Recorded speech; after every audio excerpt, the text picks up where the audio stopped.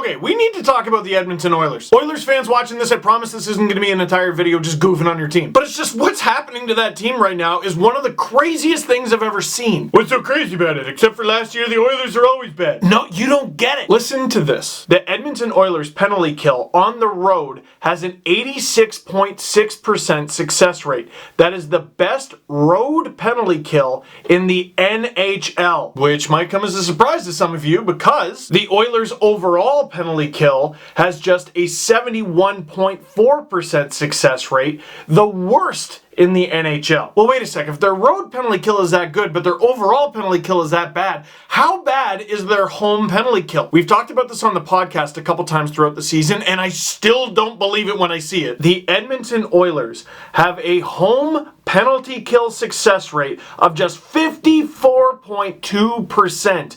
Easily the worst in the NHL. Not just the worst home penalty kill this season, the worst home penalty kill since they started tracking the stat. Or in other words, the worst home penalty kill in NHL history. If you're still not getting just how bad that is, let me put it into perspective. Like I said earlier, the Oilers have the best road penalty kill in the NHL at 86.6%. The worst road penalty kill in the NHL belongs to Columbus, 67.8%. That's a difference of 18.8%. So the difference between the best and the worst penalty kill in the NHL on the road is 18.1%. Now get this. The second worst penalty kill at home in the NHL belongs to the Ottawa Senators at 70.1%.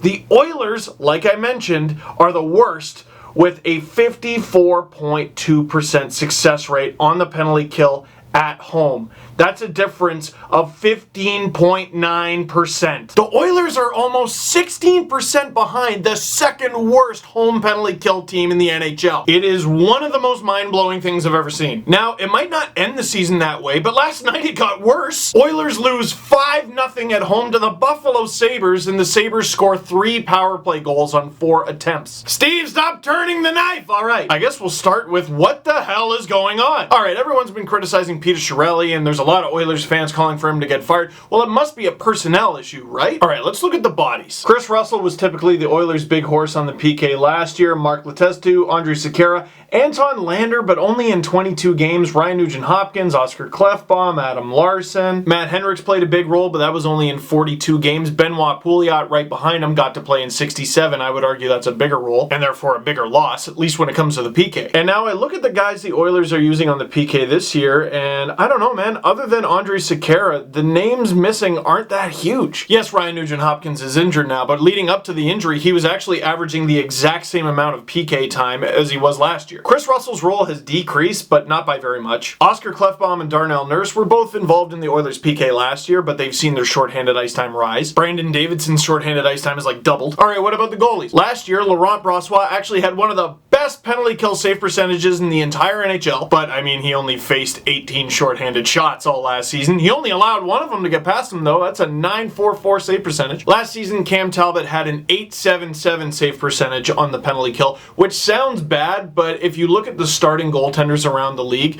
he was actually roughly middle of the pack. Out of goalies who played 25 games or more, he was 19th. This season, I'm going to look for his stats. I'm like, oh, he's not even on here. Oh, he's on the second page. Brossoit has one of the worst penalty kill save percentages this year at 76%. 12 power play goals against on 50 shots. There's only one goalie in the NHL who's played 10 games or more and been worse than that, and that's Antti Niemi. Cam Talbot, not much better, with an .804. So wait a sec though. Maybe that's all noise. Because okay, their personnel changed a bit. Most of the key players are still there. It changed a bit. The goalies' numbers have shot down. Maybe it's the goalie's fault. But what I'm having trouble wrapping my head around is they have the best road penalty kill in the NHL. You can look at all the numbers you want, but how do you explain them having the best road penalty kill in the National Hockey League and then the worst home penalty kill in league history? Is it coaching? Is it formation? Well, if it's coaching and formation, how do you explain being the best in one place and the worst in another? Are they completely changing the penalty kill setup from the road to home? Is it just strategy? Last night during the Oilers-Sabres game, Ryan Rishaug was tweeting about the Oilers diamond setup, and obviously former Oilers great Grant Fuhrer responded, "The diamond doesn't work." When an Oilers fan responded to that comment asking what does work,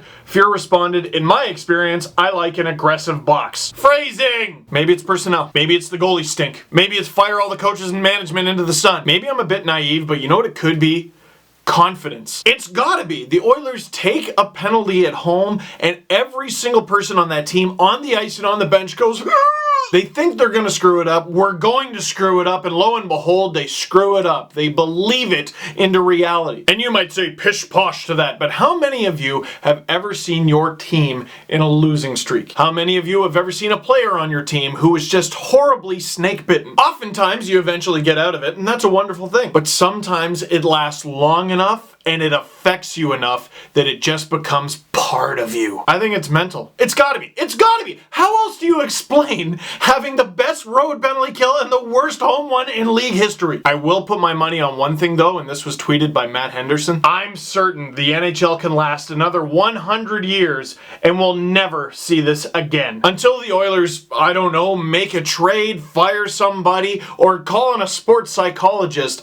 This is one of the craziest things about this NHL season. What do you think the Edmonton Oilers' problem is? Is it management, coaching, personnel, or just bad luck? And we like to be helpful here. What is your suggestion for how they fix it? That is it for this one. Thank you very much for watching. Click like if you like this video. Click subscribe if you really liked it. Tell all your friends. And how are you both the best and worst? That's nuts!